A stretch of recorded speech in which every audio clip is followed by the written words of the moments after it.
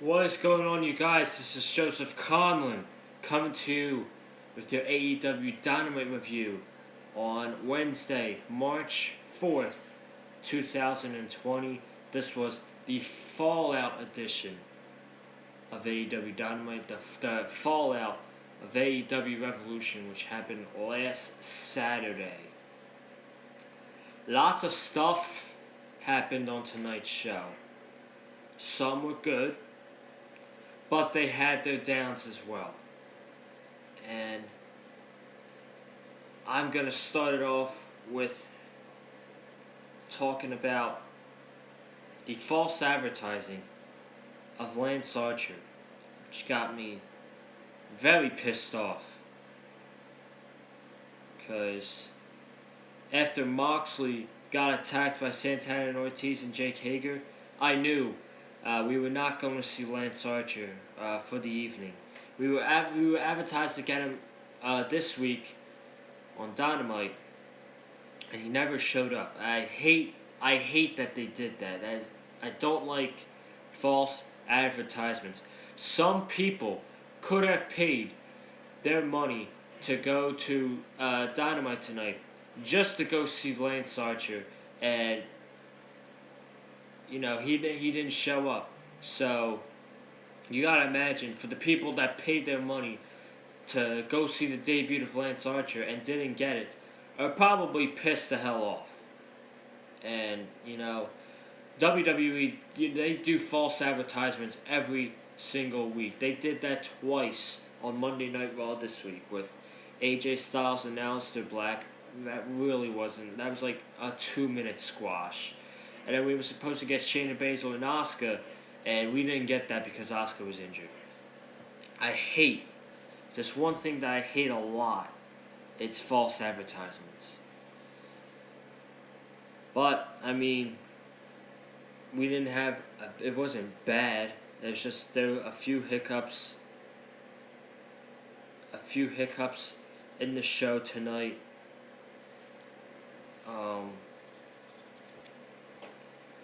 And we'll go over it right here on the channel. I'm tired. I'm tired, man.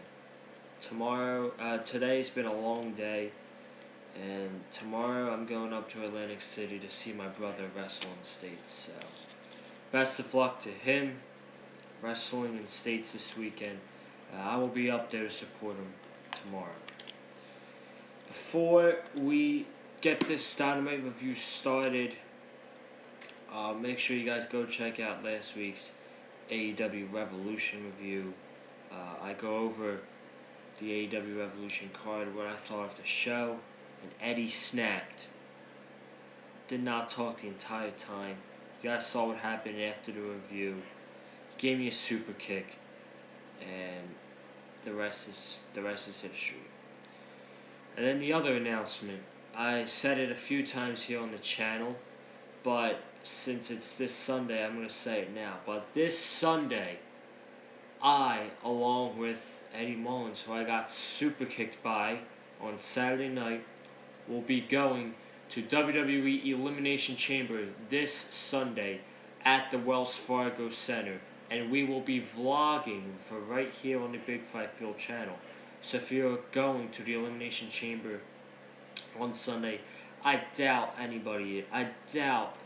not a lot of people are going that I know. But if you're out there and you're watching this and you're going to Elimination Chamber on Sunday, say what's up. I'll gladly get you in the vlog and all that good stuff. Let's get start the review, man. Jon Moxley came out and he said, last year, this audience wanted a change in pro wrestling. We gave them that change, and this AEW is pro wrestling, all the stuff. Same thing he said on Saturday night. This title's for you, this championship win is for you, the fans, blah, blah, blah. Out comes Chris Jericho, okay?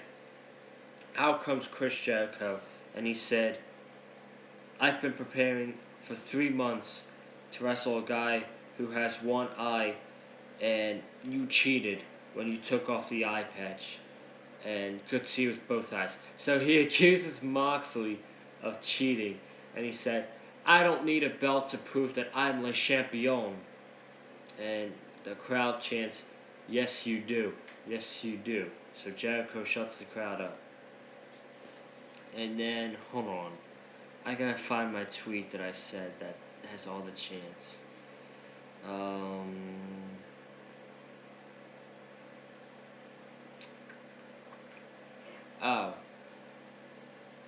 You suck ass, the crowd was chanting at Jericho. And then, Fozzy sucks. So, basically Jericho is saying the Inner Circle went from being a nice group of handsome young men to a hit squad who will take anybody out to do what they have to do. And Jericho said, if Jon Moxley isn't laying down on his 2 feet by the end of the night, I will take a hiatus for 30 days. I'll bump it up to 60 days, he says. So that sets the stage for tonight's main event.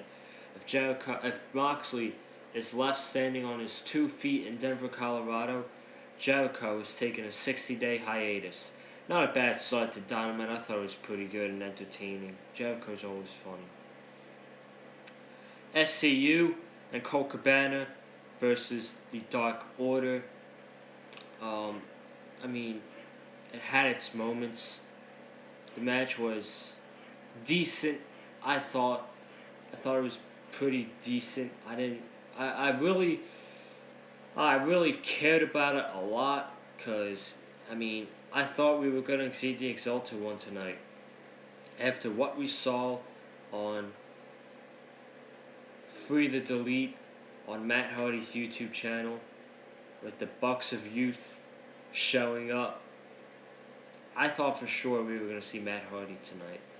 But we did not see Matt Hardy tonight, and we just have to be patient.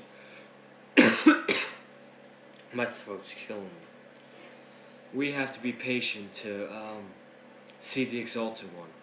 And heck, maybe they want to save the Exalted One for March 25th in Newark, New Jersey. Who knows? But as for the match itself, Daniels was getting taken out by Dark Order in the beginning. He then got that hot tag to Frankie Kazarian, who came in on fire on the Dark Order. Scorpio Sky got a tag, and then at the end, they all took out Evil Uno, Sky, Kazarian, and Christopher Daniels. Colt Cabana did his maneuver. He was on the second rope, has Alex Reynolds on his shoulders, and drops him on the top turnbuckle. Covers him. 1, 2, 3. SCU and Colt Cabana get the victory. Like I said, this was a deep... Oh my god. Excuse me. A decent 8-man tag. I would have given the Dark Order this victory, honestly. Just to build up this Exalted One stuff that's going on with them. But, they got the win on Saturday, so I guess it's fine. We'll see. We'll see when the Exalted One shows up. We just have to be very patient about it, because this Exalted One is probably coming sooner rather than later. A.K.A. Matt Hardy. Next we had Big Swole versus Leva Bates. I'm not even going to go into full depth on this one. This one was 2 minutes. Big Swole knocked Leva Bates out with an elbow. Big Swole got the victory. That's all I'm going to say about that. Then, I did not expect Cody to be on tonight's show, but we got Cody. And Cody said, first of all, Denver gave Cody a great ovation when he came out. And then Cody said, to be on the pay-per-view card, you have to work hard. You have to work hard for a spot on the pay-per-view, and then you get the pay-per-view money. And he's not comfortable with what happened at Revolution when he lost to MJF, and he's not going to get comfortable about it until MJF comes out and tells Cody that he beat him fair and square. So then Jake the Snake. Yes. Jake the Snake Roberts comes out. Wonderful ovation from the Denver crowd. And he says, "Sorry to interrupt, but I was sick and tired of hearing you bitch and moan while standing in the backstage." So I was like, whoa. Whoa there, Jake the Snake. He then said that he never cried once from a loss when in his career he would always move on and get over it and then defeat the guy again. And he's crying over a loss to that bitch MJF, he says.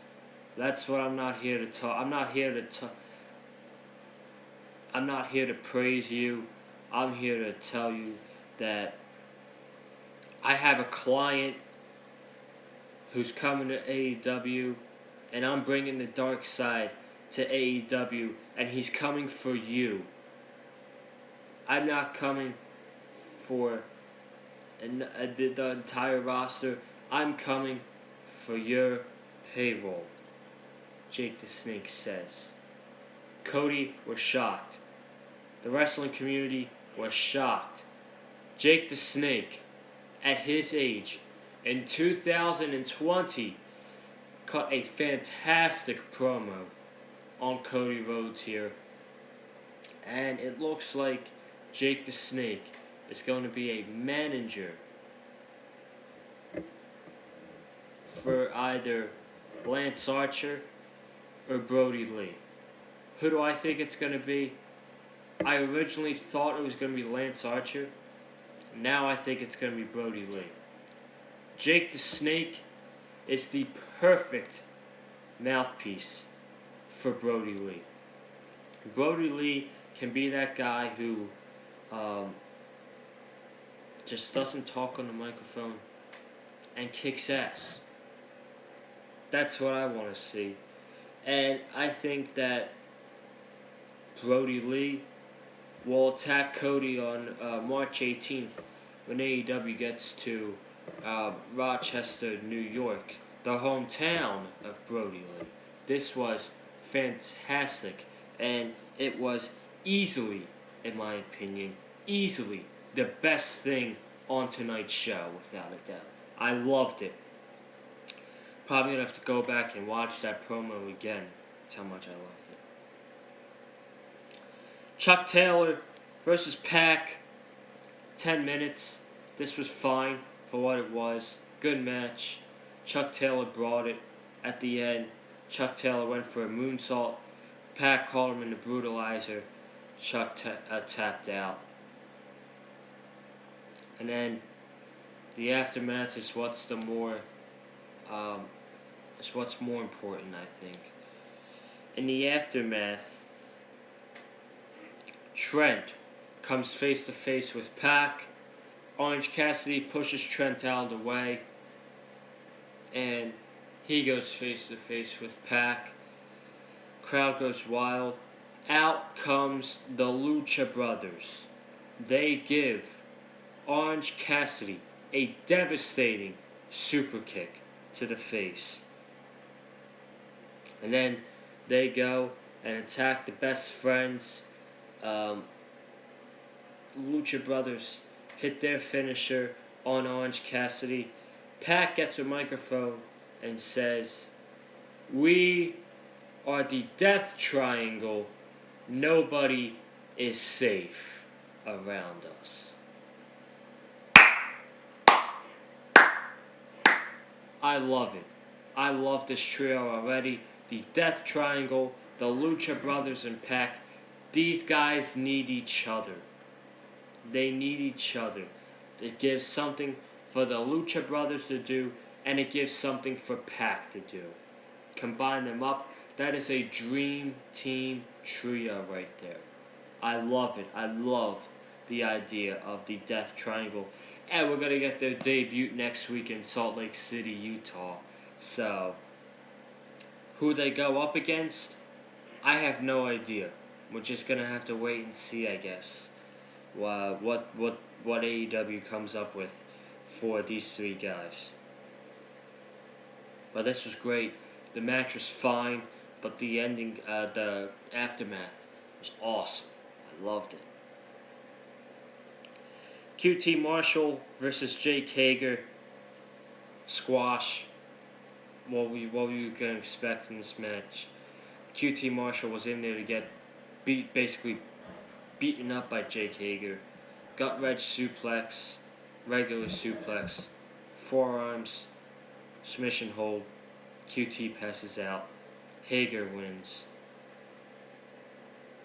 Hager won't let go of the hold. This again, like the last match. The aftermath of the match was more important than QT Marshall and Jake Hager. Dustin Rhodes comes in. He attacks Jake Hager. And then Santana and Ortiz, they come in to help Jake Hager on the attack on Dustin Rhodes. Out comes Cody. He's attacking the Proud and Powerful and Jake Hager. Cody is attacking Hager. Ortiz hits a steel chair to Cody's back. That makes Matt Jackson come out. Nick Jackson and Kenny Omega were both not cleared from the match at AEW Revolution. So Matt Jackson comes out. He gives Ortiz a super kick. He goes face to face with Jake Hager. Gets a few chops in on him. Hager gives Matt Jackson a devastating clothesline. Then out comes the Hangman. Adam Hangman Page comes out. He puts his beer on the ring post. He fights Santana. He fights Ortiz. He gets thrown over the top by Jake Hager, but he doesn't go to the mat. He stays on the apron. Gives Jake Hager a buckshot lariat. Goes face to face with Matt Jackson. And he gives Matt Jackson the good old finger to the face. Love it. I love Adam Hangman Page. And I don't know how you can't love him right now, man. He's unbelievable. And I would not mind a match between Adam Hangman Page and Matt Jackson. And I think we are going to get that. But the more important thing is here, they're building the match to blood and guts in Newark, New Jersey. It's basically probably going to be the Elite versus the Inner Circle. Who's going to be in the match? Probably Hager, Santana, Ortiz, Sammy Guevara, and Jericho representing the Inner Circle. And for the Elite, I'd imagine it's going to be Cody, the Bucks, Dustin, maybe? I'm not sure. But they're gonna announce the rules for Blood and Guts next week on AEW Dynamite. So keep your eye out on that one. I wish I was actually going to that show in Newark, New Jersey, but I'm probably not going to have a ride there. So unfortunately, I can't go to Blood and Guts. I'm going to miss the Blood and Guts match. Sucks, but more than likely I will be at AEW Dynamite in Philly on April 22nd. So that should be awesome. MJF cuts an incredible backstage promo. He's talking about how he defeated Cody at Revolution, and he's talking about his match next week when he teams up with the Butcher and the Blade to face the Jurassic Express, and he calls out Jon Moxley. He says, "I'm coming for you, Jon Moxley. Nothing is going to stop me to get to the AEW World Championship. If it's Chris Jericho, the entire Inner Circle, Adam Hangman Page, Kenny Omega, Pac, Luchasaurus, little teeny tiny Marco Stunt." And then he tells Wardlow to take off his jacket for him. and he takes off his jacket, and he wears a shirt that says, "I pinned Cody." Oh my God. Amazing. Absolutely amazing. But wait, he says, this shirt's very distracting. I know it's probably distracting a lot of you. More distracting than Cody's new ugly tattoo on his neck. Oh my God, man. Oh my God. Freaking line of the night right there from MJF. Line of the night. Unbelievable. Do I think that MJF is going to be the number one contender for the AEW World Championship? No. I don't. I think somehow MJF will be in the number one contender match, but Cody is going to cost MJF the match, and therefore that's how we're going to get another match at Double or Nothing. I do see MJF winning the championship in the near future, but I think it's still a little too early, and his feud with Cody is far from over. Far from over. Main event before I get out of here. Chris Jericho teaming up with Sammy Guevara versus Jon Moxley and Darby Allin. Now, Jericho and Guevara are already in the ring. Darby Allin is already in the ring. Jon Moxley makes his entrance through the crowd. We see two guys sitting behind Moxley who's wearing a mask and an AEW sweatshirt. They attack Moxley. There's actually three guys. They take Moxley to the concession stands. It was, of course, Santana, Ortiz, and Jake Hager. They throw Moxley into a trash can. They beat him up for a little bit. Tear the trash can apart. Throw him to a wall. Santana is choking out Jon Moxley while Jake Hager is on the attack. And the doctor attends to Jon Moxley. So we get a 2-on-1 handicap match between Sammy Guevara and Chris Jericho versus Darby Allin. And Darby did anything he could to defeat Jericho and Sammy Guevara. Incredible performance. He did a coffin drop onto everybody on the inner circle, a suicide dive on the Jericho. He tagged himself in when he was in the ring with Sammy Guevara, and he just went on fire for 2 minutes. Unbelievable stuff. And then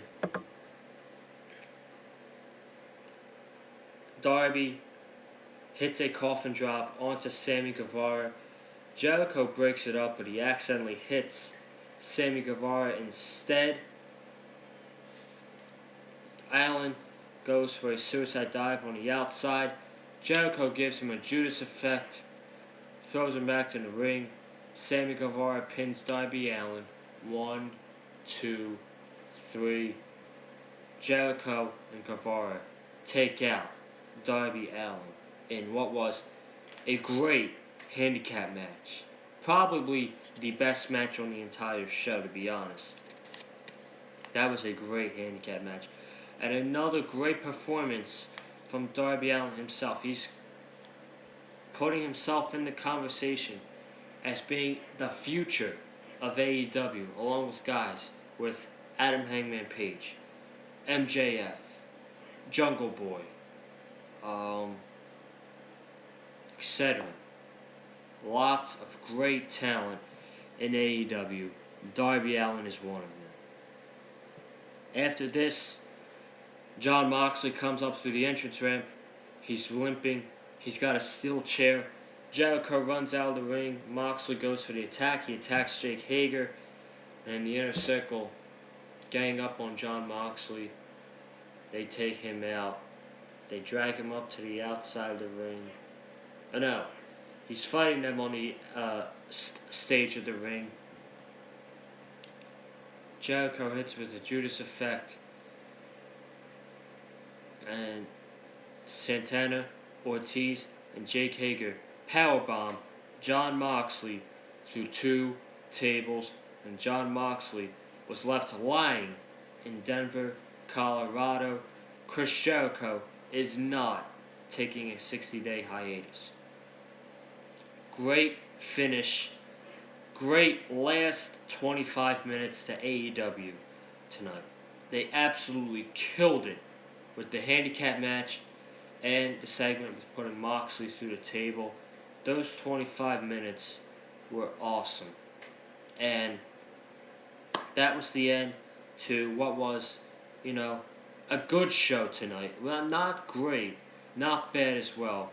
A few negatives in there, like I said before, but it was a good show tonight, nonetheless. And I want to thank you guys for watching this review. If you haven't already, please subscribe to the Big Fight Field channel, as we'll have some pretty good content up for you guys this week. We got NXT review tomorrow, Elimination Chamber predictions on Saturday, and then Sunday I will be vlogging at the Elimination Chamber pay-per-view. So stay tuned for those 3 videos. Comment down below what you thought of tonight's AEW Dynamite show. I would love to know your opinions down below. Like this video with a super kick. Follow me on Twitter at Joseph Conlon. Follow Eddie on Twitter at Eddie Mullins.